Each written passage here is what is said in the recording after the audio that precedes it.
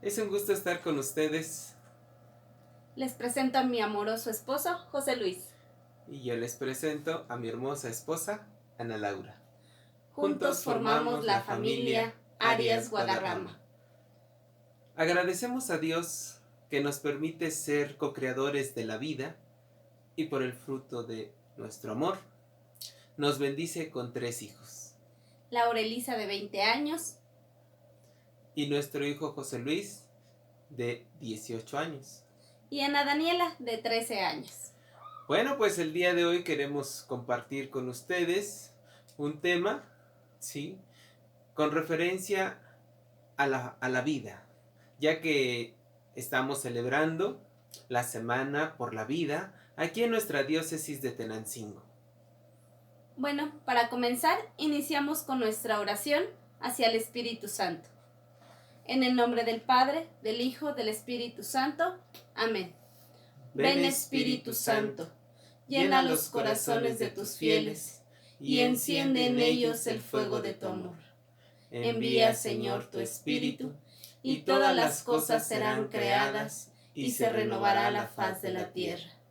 Oh Dios, que has instruido los corazones de tus fieles, con la luz del Espíritu Santo, danos a saber rectamente la verdad, según tu mismo Espíritu, y gozar para siempre de tus consuelos.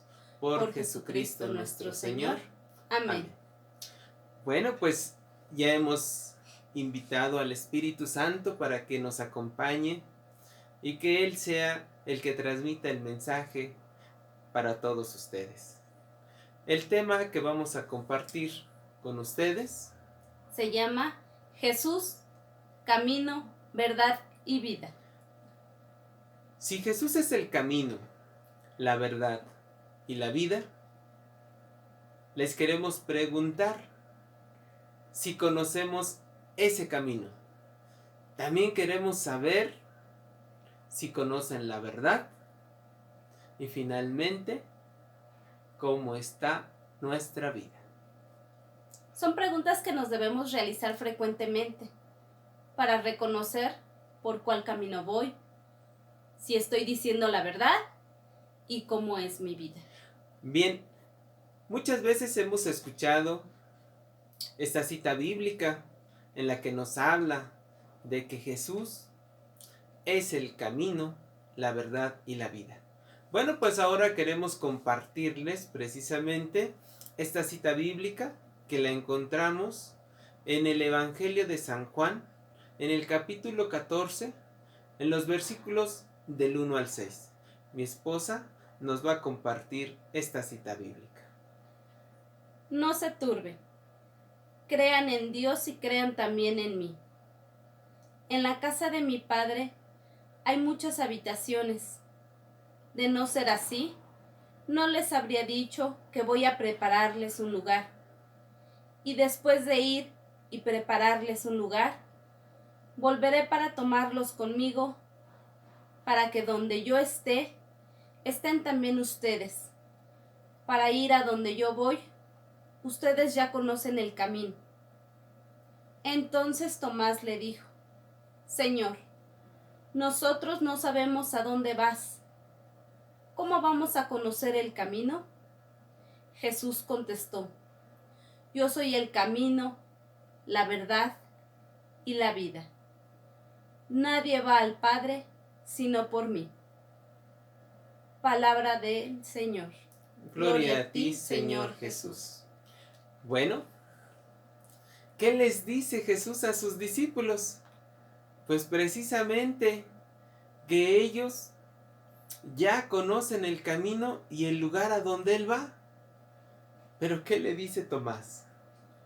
No conocemos ni el lugar ni el camino. Bueno, pues así nos puede pasar a nosotros, ¿verdad?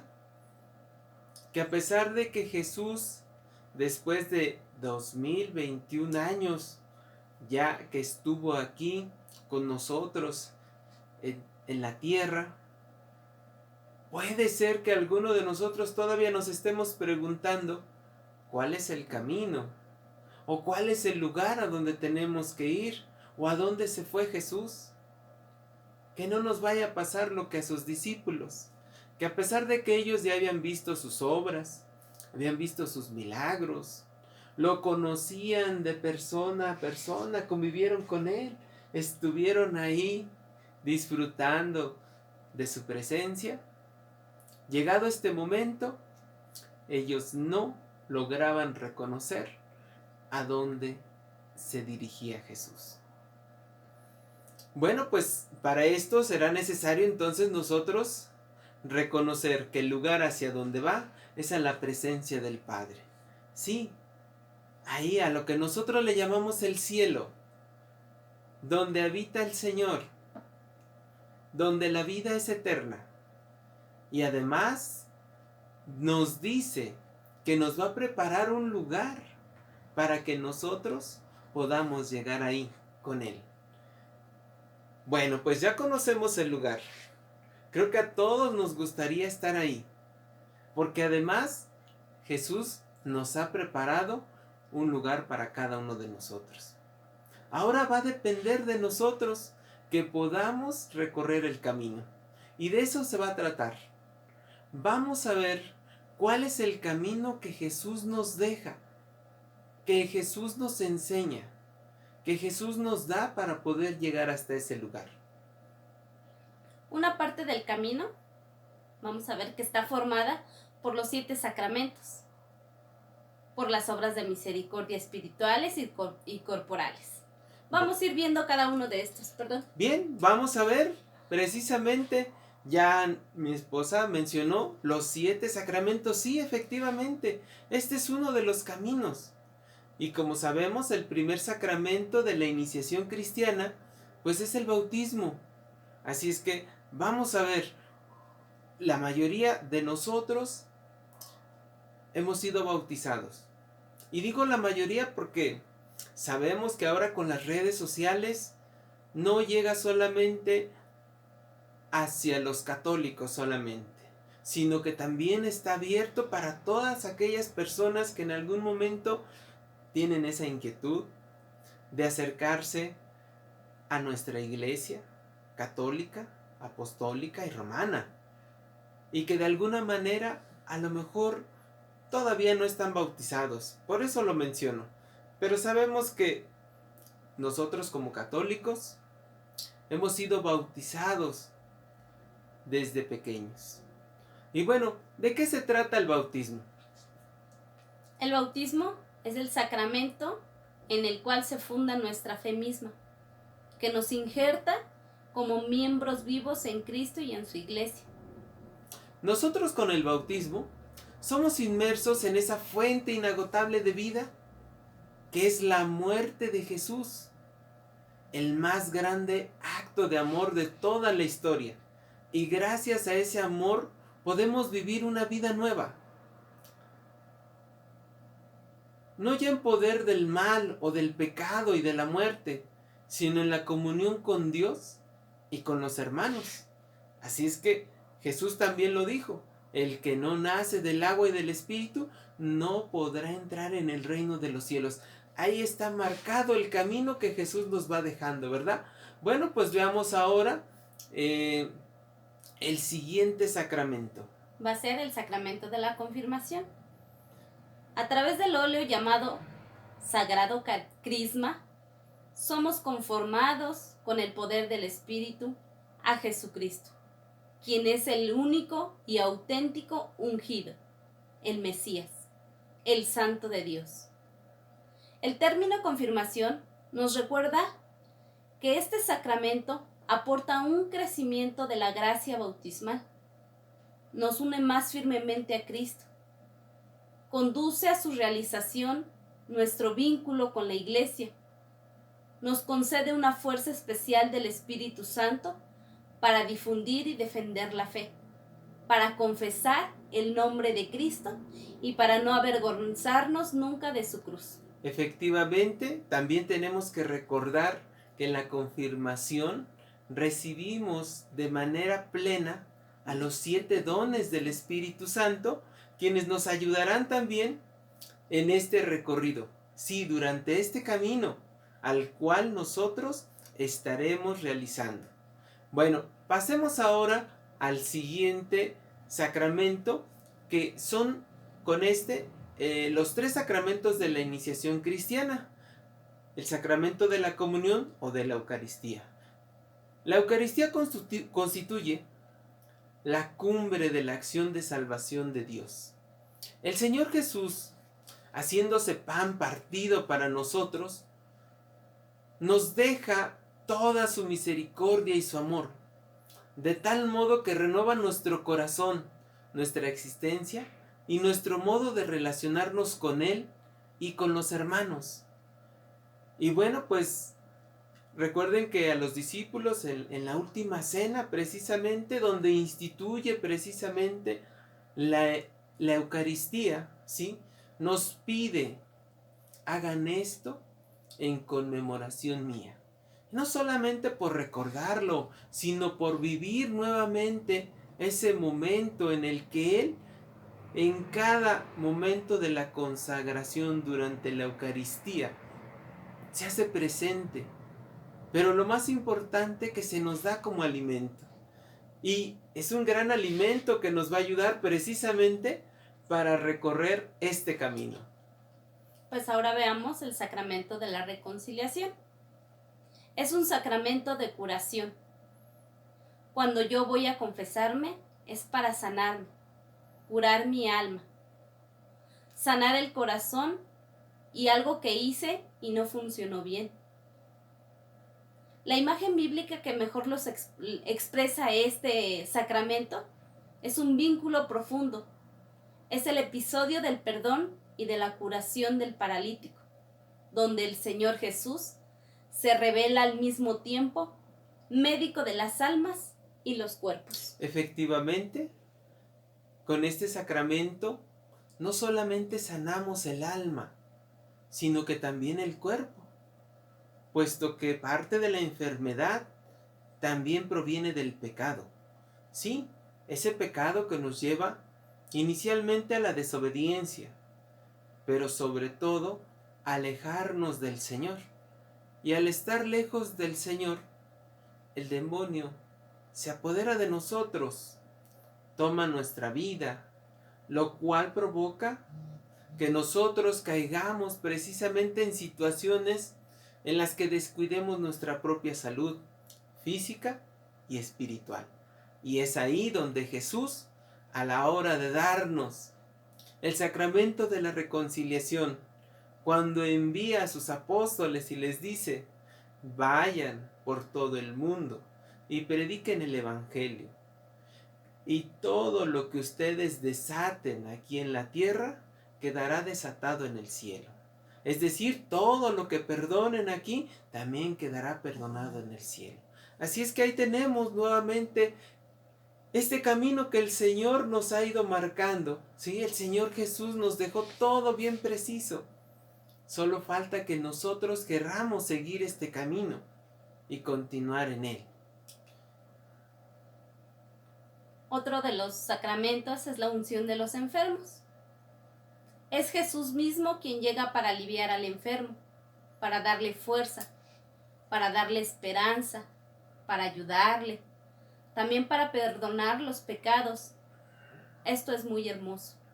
No hay que pensar que esto es un tabú, porque es siempre hermoso saber que en el momento del dolor y de la enfermedad no estamos solos. El sacerdote y quienes están presentes durante la unción de los enfermos representan, en efecto, a toda la comunidad cristiana que como un único cuerpo nos reúne alrededor de quienes sufren y de los familiares, alimentando en ellos la fe, la esperanza y sosteniéndolos con la oración y el calor fraterno. Pues es importante conocer que la unción de los enfermos no es precisamente para aquellos que ya están al borde de la muerte. Sí se les otorga, sí se les da, pero ha cambiado precisamente este sentido de la unción de los enfermos que nosotros teníamos con esa idea de que pues ya se va a morir mi familiar y pues háblenle al Padrecito para que le venga a dar la unción de los enfermos para que tenga una buena muerte. Pues no solamente es para eso. También aquellas personas que están viviendo una enfermedad, como hoy en día con esto de la pandemia, que ha puesto a prueba y en riesgo nuestra vida para muchos de nosotros. Mi caso precisamente, que estuve con esta experiencia de vivir el COVID y que gracias al Señor y a todas las oraciones de los hermanos, de los familiares, de los amigos, la comunidad cristiana, efectivamente, salimos adelante. Y es aquí donde precisamente la unción de los enfermos nos ayuda precisamente a darnos cuenta que no estamos solos, que Dios precisamente nos sana, que Él nos unge precisamente con este óleo para precisamente recobrar nuestra salud física y espiritual. Bueno, pues que no nos quedemos entonces con la idea de que solamente es para aquellos que ya están al borde de la muerte, que es para todos nosotros que en algún momento nuestra salud está en riesgo, que tenemos una enfermedad crónica, que estamos padeciendo alguna recuperación o alguna operación, también podemos acercarnos y pedir el sacramento de la unción de los enfermos, para poder continuar en el camino al cual el Señor nos está marcando. Entonces, tenemos todas esas oportunidades, ¿verdad? Bueno, ahora veamos precisamente este sacramento del orden sacerdotal. Bueno, pues es llamado también a la vida consagrada, porque no solamente se va a ver reflejado en los sacerdotes, sino también en aquellas monjas, en aquellas personas, los monjes también, que han consagrado su vida al servicio del Señor, al servicio de la comunidad, precisamente para poder servir precisamente a todos aquellos que en su momento necesiten recibir uno de estos sacramentos, pero sobre todo para dar vida. Sí, porque cuando recibimos uno de los sacramentos, estamos regresando otra vez al camino. Y eso significa que nosotros queremos recuperar la vida que el Señor Jesús nos ha dado. Entonces, en el orden sacerdotal están integrados tanto los sacerdotes, los obispos, el Papa, aquellos también, ¿cómo se llama? Todo lo que entra en la vocación, ¿no? En las vocaciones, precisamente, a eso me quería referir. Es una vocación. A la vocación que nos llama el Señor y que entregan su vida de manera particular para su servicio. Bueno, veamos uno más de los sacramentos, pues prácticamente es el séptimo sacramento que vamos a mencionar. El sacramento del matrimonio, que es parte de otra vocación que también estamos llamados nosotros como cristianos a esta vocación del matrimonio. La imagen de Dios es la pareja matrimonial, el hombre y la mujer. No solo el hombre, no solo la mujer, sino los dos. Esta es la imagen de Dios. El amor, la alianza de Dios con nosotros está representada en esa alianza entre el hombre y la mujer. Y esto es hermoso. Somos creados para amar como reflejo de Dios y de su amor. Y en la unión conyugal, el hombre y la mujer realizan esta vocación en el signo de la reciprocidad y de la comunión de vida plena y definitiva. Cuando un hombre y una mujer celebran el sacramento del matrimonio, Dios, por decirlo así, se refleja en ellos, imprime en ellos los propios rasgos y el carácter indeleble de su amor. El matrimonio es la imagen del amor de Dios por nosotros. Recuerden, Dios es uno y trino. Dios Padre, Dios Hijo y Dios Espíritu Santo. Y están en comunión. Los tres, un solo Dios. El esposo y la esposa, una sola persona, con un solo fin: crear y vivir en familia, para que juntos podamos llegar a la santidad, pero recorriendo este camino en familia, en esta vida matrimonial. Bueno, pues hasta aquí precisamente hemos podido analizar un poquito. No se trata de dar un catecismo en esta ocasión, pero sí fue importante para nosotros reflexionar cómo los 7 sacramentos nos van marcando el camino al cual Jesús nos hace referencia. Al decirnos que Él es el camino, que es la verdad y la vida, pues entonces tenemos que darnos cuenta que ese camino se va reflejando precisamente en estos 7 sacramentos que ya pudimos mencionar de manera muy superficial. Sabemos que hablar de uno de los sacramentos nos llevaría todo el tema, pero no se trata de esto el día de hoy. Queremos llegar precisamente al culmen, a la vida y a la vida eterna. Por eso es que vamos a mencionar ahora también que parte de este camino son las obras espirituales de misericordia, ¿verdad?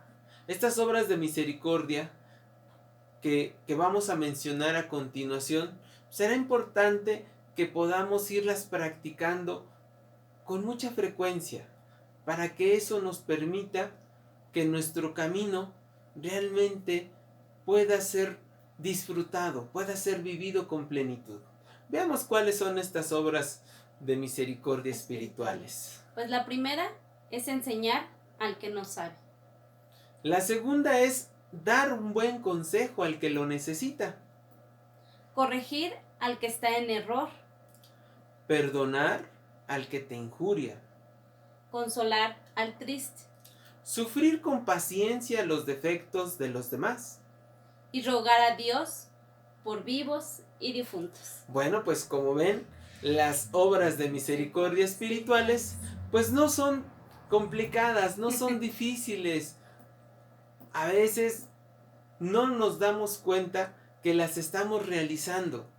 ¿Cuántas veces hemos enseñado a aquel que no conoce, a aquel que no sabe? Hemos dado consejos definitivamente, muchas personas: mira, no hagas esto, no hagas lo otro. Cuando vemos que alguien no está haciendo las cosas bien, pues tratamos de corregirlo con una buena actitud, de buena manera. Y bueno, pues a lo mejor aquí viene una parte que sí nos puede llegar a costar trabajo: perdonar las injurias, sí, perdonar a aquel que anda hablando mal de nosotros, perdonar al que nos está causando por ahí que las otras personas piensen algo que no es, algo que no somos. Sí, aquel que está pues solamente inventando por alguna razón, hay que perdonarlo. Y ese pudiera ser a lo mejor uno de nuestros obstáculos, pero el Señor nos va a fortalecer, nos va a ayudar precisamente porque si hemos ya venido practicando los sacramentos, sabemos que entonces no nos podemos atorar ahí. Debemos dar ese paso, debemos brincar esa piedra que en el camino el demonio nos la va poniendo, ¿verdad? Y quiere sacarnos del camino, quiere hacernos creer que no es posible, quiere desalentarnos, quiere desanimarnos, pero no nos vamos a dejar. También pues consolamos al triste. En estas situaciones que hemos vivido de pandemia, pues nos hemos acercado a esas personas que están tristes. Y bueno, pues a veces les decimos una palabra de aliento, o estamos con ellos simplemente, pues les decimos echarle ganas, vamos a continuar, o una palmadita. Con eso, pues estamos consolando. ¿Cómo podemos vivir esta obra de misericordia espiritual que nos dice sufrir con paciencia los defectos de los demás? Es muy común escuchar que tenemos por ahí un vecino que, ay, mi vecino hace esto, hace lo otro. Ese es un defecto a lo mejor que nuestro vecino pueda tener. Algún compañero en el trabajo, en la escuela, hasta en el mismo grupo o en la misma familia. Un familiar, un pariente que no actúa como a nosotros nos gustaría, que a nosotros quisiéramos, y le vemos a lo mejor un defecto. Bueno, pues esta obra de misericordia espiritual nos lleva precisamente a que podamos sufrir con paciencia, a que no nos desesperemos, a que no le hagamos caras. No se trata de dejarle de hablar, no se trata de limitarnos con él, sino al contrario, seguir conviviendo porque él es parte del camino.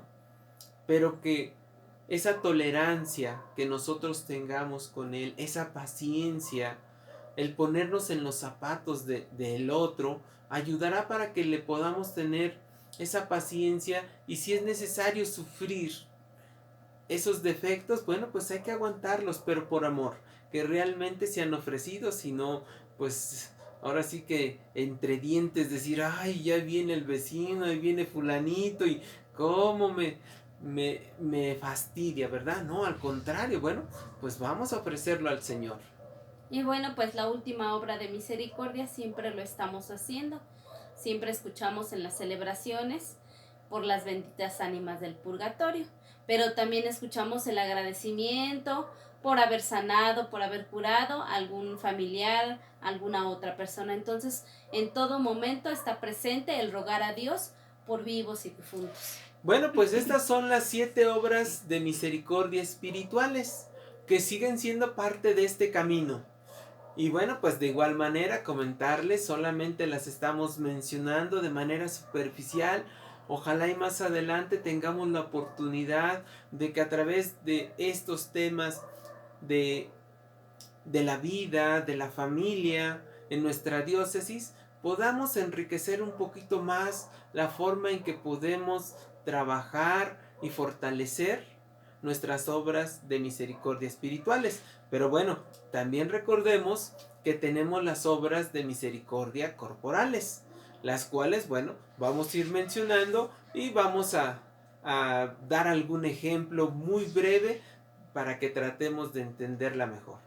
Bueno, las obras corporales de misericordia son dar de comer al hambriento, pues siempre estamos ahí al pendiente de quien lo necesite. Yo creo que en esta pandemia lo hemos hecho un poquito con mayor interés, que ya nos enteramos que el vecino está contagiado, pues entonces vamos y le decimos, nosotros te traemos una despensa, te llevamos de comer. Eso lo hicieron con nosotros y bueno, es parte de esta obra de misericordia, dar de comer al hambriento. Al mismo tiempo también hablamos de dar de beber al sediento. Muchas veces pasan a la casa haciendo alguna encuesta, ofreciéndonos algún producto, queriéndonos vender algo, y a lo mejor no es lo que nosotros necesitamos, pero qué bueno sería que de nuestra parte pudiéramos ofrecerle un vasito de agua. Lo que normalmente nos han enseñado, un vaso de agua nunca se le niega a nadie, ni al enemigo. Miren, dar de beber al sediento, precisamente aquel que, pues después de tanto caminar, después de tanto trabajar, después de hacer un largo recorrido, tenemos sed. Y será bueno que no perdamos esa oportunidad. Ojalá y lo podamos ir practicando todo nuestro camino hasta llegar a esa vida plena.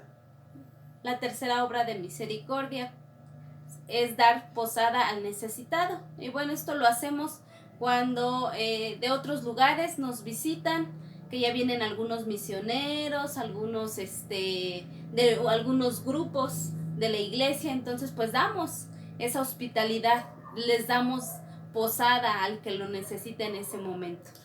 Bueno, la cuarta obra de misericordia corporal nos dice que hay que vestir al desnudo.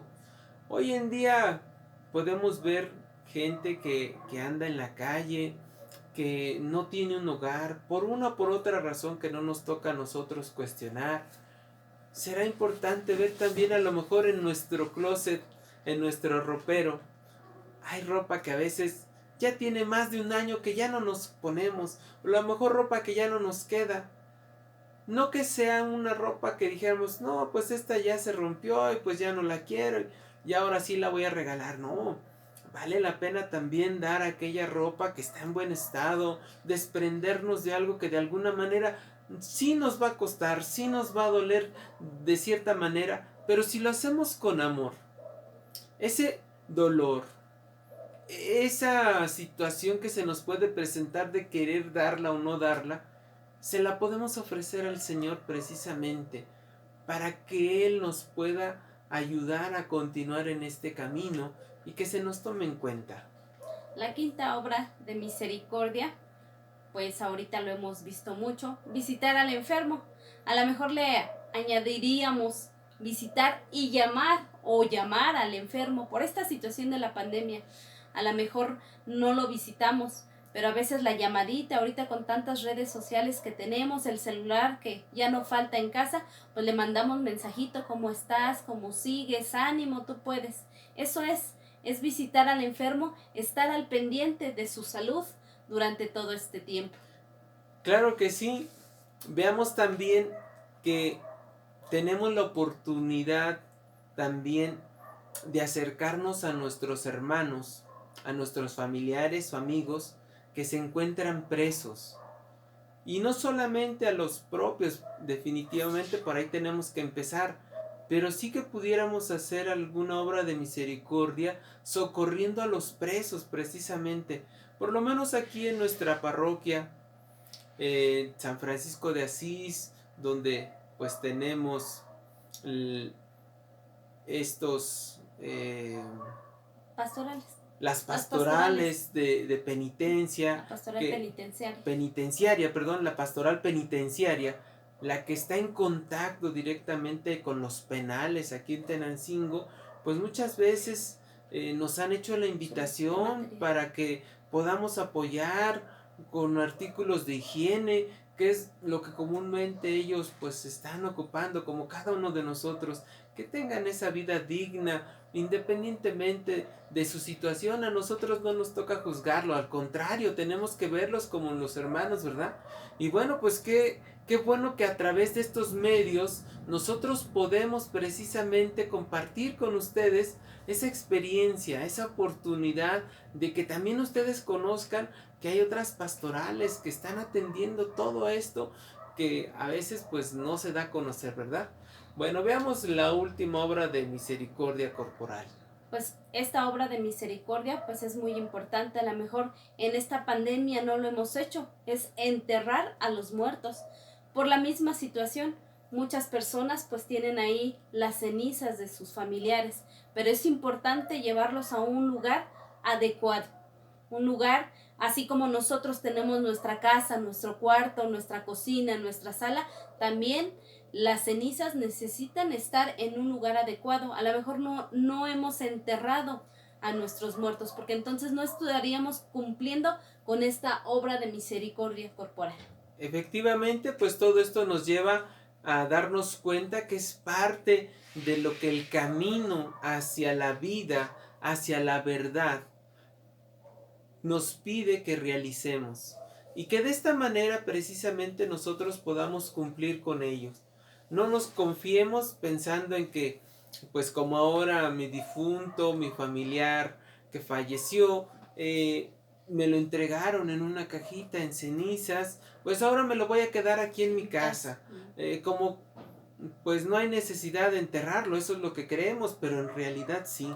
Ellos necesitan estar precisamente en el camposanto, de tal manera que, bueno, pues nosotros lo llamamos panteón, más conocido, pero es el campo santo, donde ellos precisamente el día del juicio final, el Señor los buscará a cada uno de nosotros para darnos precisamente ese juicio final, y debemos estar ahí en ese lugar al cual pues el Señor nos llamará a cuentas.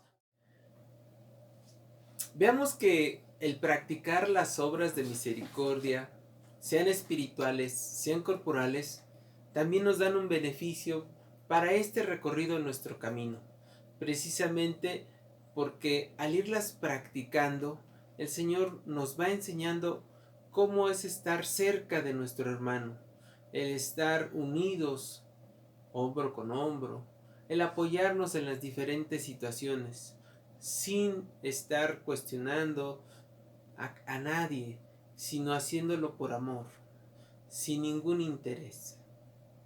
Además, estas obras de misericordia nos van ayudando a avanzar en el camino al cielo, en ese camino que estamos hablando. Es como si ahorráramos para el cielo. Y nos dice el Señor, no se hagan tesoros en la tierra, acumulen tesoros en el cielo. Al seguir esta máxima del Señor, cambiamos los bienes temporales por los eternos, que son los que valen de verdad. Bueno, pues entonces hay que empezar a invertirle. A practicarlos. Si alguno de ustedes ha abierto una cuenta en el banco, si alguno de ustedes a lo mejor lleva su ahorradito, tiene su alcancía o entró a alguna tanda, qué bueno, nos ayuda mucho. Pero eso es para la vida material.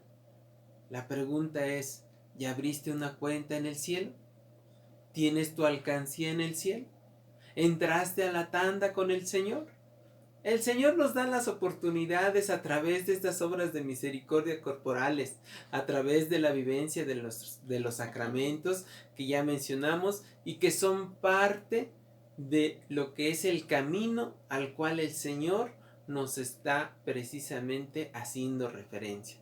Bueno, veamos ahora precisamente cuál es la verdad a la que el Señor nos invita, a la que el Señor se refiere, ¿verdad?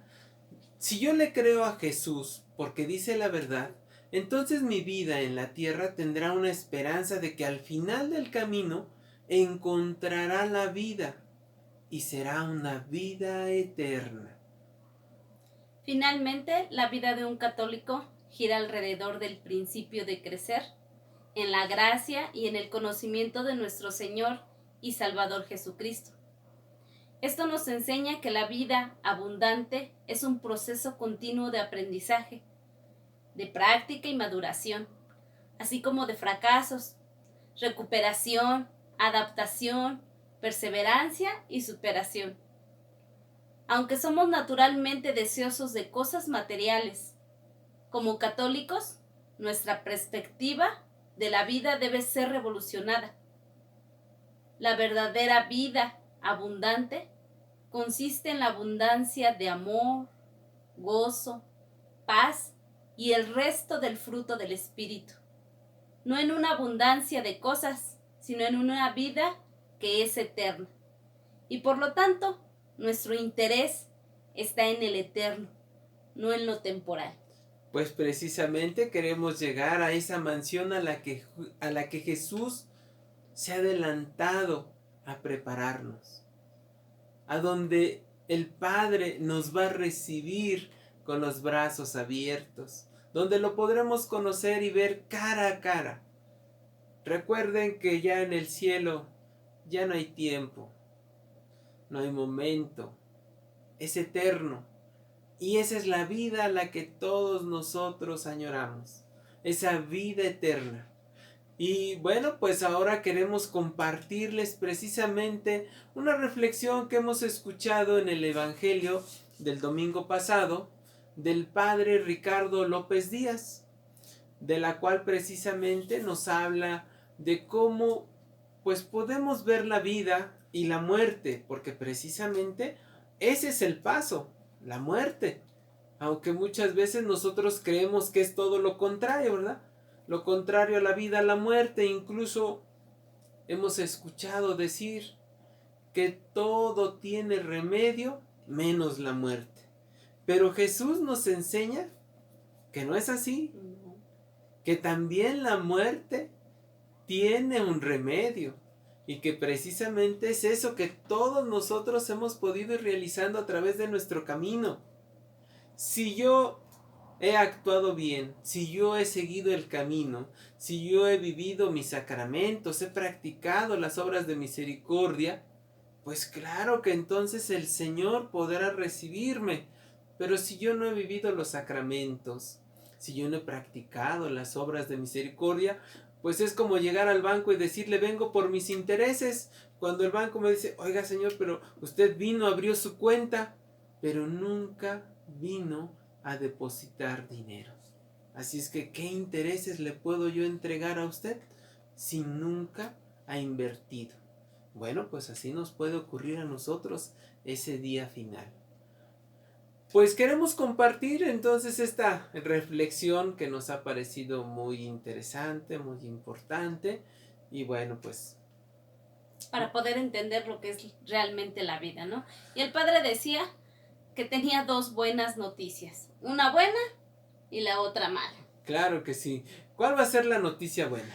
Decía que ya hay una vacuna contra el COVID-19 y esta ya se está distribuyendo y aplicándose a los adultos mayores. Y así, con ese paso firme y seguro, esperamos alcanzar la inmunidad que nos lleve al final a erradicar esta pandemia. Bueno, pero también nos dice que hay una noticia mala. Y se refiere precisamente que aunque ya exista una vacuna, de todos modos vamos a morir. Tal vez no de esto, pero sí de cualquier otra cosa. Eso es seguro e inevitable. No podemos vivir de cara a la muerte temiéndole y tratando de evitarla. O nos preparamos a ella como la gran meta de nuestra existencia y nos encontramos un día en la presencia del Señor, o estaremos preocupándonos a cada momento de que, híjole, ¿y si me muero hoy? ¿Y si me muero mañana? Bueno, pues tenemos que prepararnos precisamente para que el día que tengamos que llegar a la presencia del Señor, pues podamos nosotros ser recibidos. Y para esto, pues mencionaba que ya el domingo fue el último domingo antes de empezar la Semana Santa. Ya el día de mañana será Domingo de Ramos, en el cual conmemoraremos la pasión y muerte del Señor. Como sabemos, la muerte del Señor Jesús no fue repentina, a la que haya sido arrastrado sorpresivamente por a lo mejor alguna enfermedad, sino fue una muerte que de antemano esperaba y para la cual se fue preparando. Vemos la conciencia y aceptación que tenía de este momento, llamándolo la hora de su glorificación, sin ocultar que tenía miedo a sufrir, pero venciéndolo al confiar en aquellas palabras que conocemos porque las hemos cantado en misa o porque las hemos escuchado, donde dice: si el grano de trigo no muere, queda infecundo, pero si muere, dará mucho fruto. Y precisamente para poder dar fruto después de nuestra muerte, tendremos que ir muriendo día a día a los pequeños egoísmos, a esos, a lo mejor, vicios, a esas malas actitudes, a los malos comportamientos, entregando lo mejor de nosotros y desgastando nuestra vida, pero por la entrega y poniéndola al servicio de nuestros hermanos, de todos los demás. Una vida conservada en la comunidad y en el egoísmo es la que se termina perdiendo porque no trascenderá.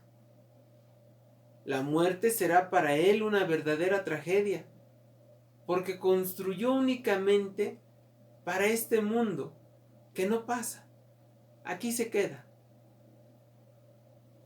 Pero aquel que se aborreció a sí mismo, y con esto no quiso decir Jesús que estuviéramos con baja autoestima, sino que no escatimáramos en el esfuerzo, en el amor y la entrega.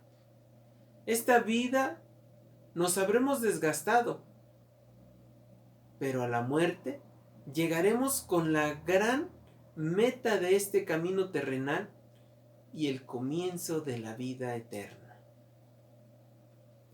Viendo a Jesús preparándose a su muerte, después de haber vivido un tiempo en el que tanta gente se nos fue de manera tan repentina, hay que detenernos a reflexionar sobre la realidad de nuestra propia muerte. Nunca está de más, recordando aquello que decimos: muerte, juicio, infierno y gloria, ten siempre cristiano en la memoria. Precisamente porque al final de los tiempos, sí, en el juicio, solamente habrá dos opciones. Infierno. El cielo a la presencia del Padre o el infierno. Así es que no perdamos de vista que el camino al final solo tendrá esas dos opciones. Ser conscientes de nuestra propia muerte. No se trata de ser pesimistas, sino realistas. Saber que ésta no está esperando, saber que nos está esperando en algún punto del camino, quizá muy distante, quizá muy cercano de lo que te imaginas. Tal vez la veas venir con el tiempo, pero quizá te tome de sorpresa y de cualquier forma, habremos de estar preparados, ya que decimos que queremos ver a Jesús, y es un hecho que lo veremos. Pero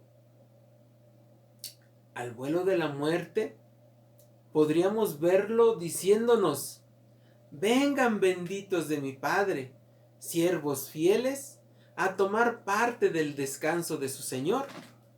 O diciéndonos: te aseguro que no te conozco, apártate de mí. Prepararnos a la muerte debe de ir más allá de sentir pasos en la azotea y prever un testamento y un paquete de servicios funerarios.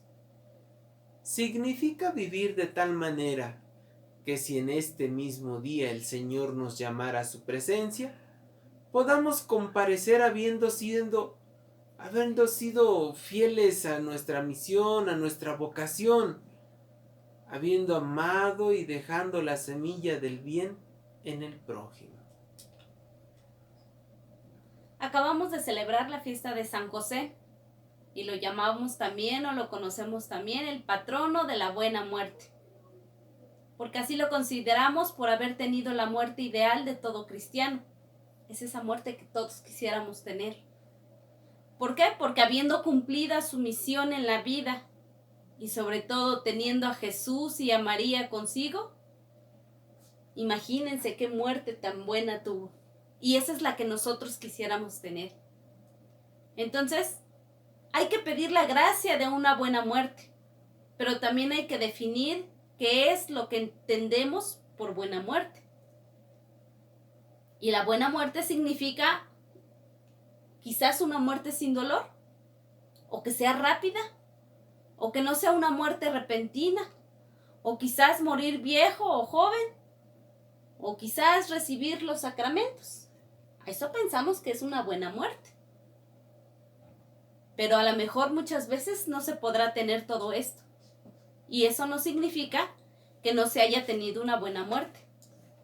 Para tener una buena muerte, lo que se necesita es haber tenido una buena vida, que en ese momento final nos permita llegar con inmensa paz y no con enorme angustia, que como sea que haya ocurrido nuestra muerte, tengamos certeza de ir al cielo y de que habremos muerto sembrando vida.